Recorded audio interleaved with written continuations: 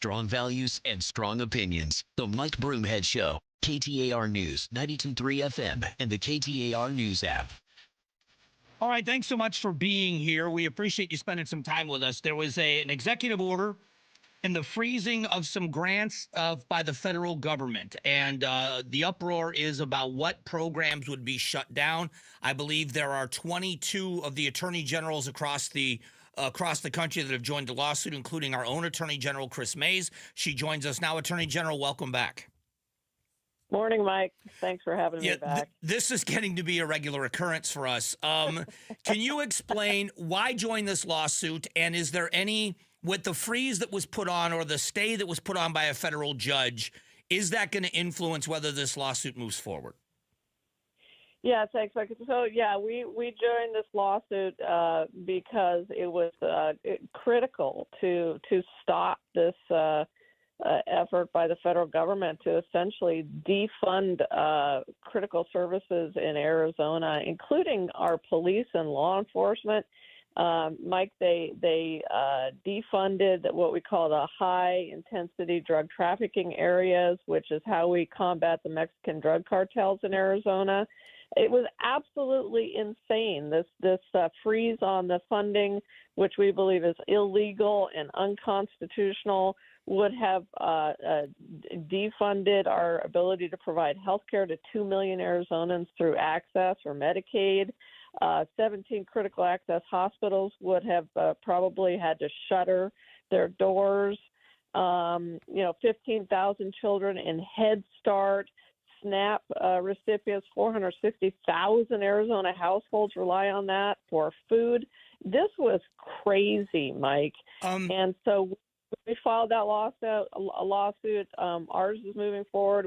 There's another one that the federal judge ruled on yesterday that put a TRO on this stuff. So a couple of things that rebut, and I'm just going to read these to you. I'm sure you've read them, but I want the people to hear this. According to a statement from the president, from the office of the president, no program that provides direct benefits to Americans is explicitly excluded from the pause and exempted from this review process. In addition, Social Security, Medicare, already explicitly excluded in the guidance. Mandatory programs like Medicaid and SNAP will continue without pause. Funds for small businesses, farmers, Pell Grants, Head Start, rental assistance, and other similar programs will not be paused. So that contradicts what this lawsuit is about. Where's the disconnect and where the truth is? Sure. Well, it's hard to tell. I mean, obviously, that came out after we filed our lawsuit and the other lawsuit was filed. I think they freaked out and realized how insane and chaotic this would be. And so they made those announcements about Medicaid and Head Start. I will tell you and the listeners, our listeners, that the Medicaid portal was down across this country. All 50 states saw their Medicaid portal go down. So the Trump administration's intention was to deprive the states of Medicaid. Now, that statement by the White House doesn't cover a lot of what I just said. What about the funding for hospitals? What about the funding for our high-intensity drug trafficking area programs? I will tell you, Mike, I've spoken to multiple rural and conservative sheriffs across the state, and they are apoplectic about this. They cannot believe that the very president who claimed that he wanted to go after the Mexican drug cartels and tackle our fentanyl crisis just defunded the effort to do that. But I think it's insane. Well, and this is where the question lies, because there's a difference between defunding something and pausing something for efficiency. Let me read some numbers to you and see if I'm not asking you to change your mind, but I want you to hear some of the mindset. Sure. And this is the information I was sent. The federal government could be losing between $233 billion and $521 billion annually to fraud. There's a reported estimate of $236 billion in improper payments in fiscal year 2023. Cumulatively, the federal government has totaled the improper payments totaling $2.7 trillion since fiscal year 2003. If this is a review process on efficiency and these programs are getting the money that they need very quickly, is that a bad pause for efficiency?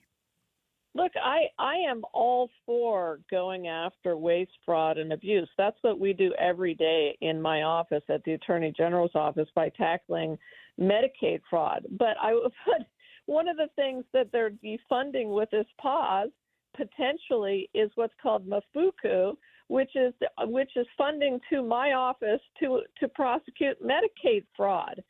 So I'm all for reviewing things.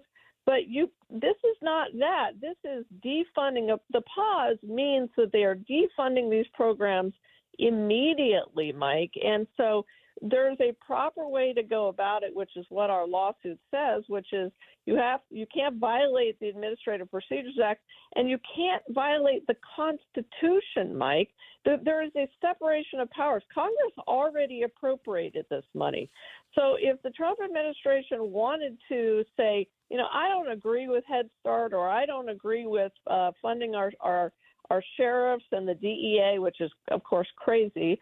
But if they wanted to do that, they can't just countermand and overturn what Congress has already appropriated to all of the states, including Arizona. And I think, and that's where I think the constitutional question is a valid one in this lawsuit. Just from, again, my layman's opinion is, you're right. Anytime there's a question about the separation of powers, it needs to be litigated because we have very strict rules on the separation of powers. Even if I agree in principle that this is something that's valid for the money that the American taxpayer is spending, is it constitutional for the president to do it, or does he have to go through Congress? I think that's a valid question.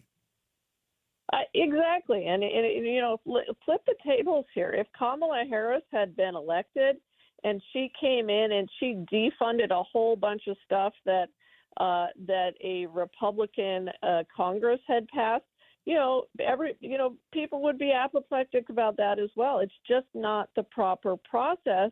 And, I absolutely think that Donald Trump has the right to review programs. I mean, my goodness, he's the president of the United States. But he can't just, he's not a dictator. And that is not the system of government that we have. And so that's why you saw 22 attorneys general across the country file this lawsuit. And I'm pretty sure there's a lot of Republican AGs and Republican governors out there who are just as concerned about this. Yeah, and I understand the concern about the constitutionality, but it's the dictator part of this that I guess I'm being defensive about, because President Biden, with the student loan programs and the bailouts that he did and the canceling of student loans, was challenged and he lost in federal court, and he continued to do it, and yet people weren't calling him a dictator. I understand this constitutional question, which is why I always appreciate these conversations with you. The separation of powers must always be maintained, but I wonder if there's a balance in the end of all of this where it's decided in court, but there is a reasonable way where people like you will work together with the president and his office in the review of these programs to see if there's a way to have more efficiency.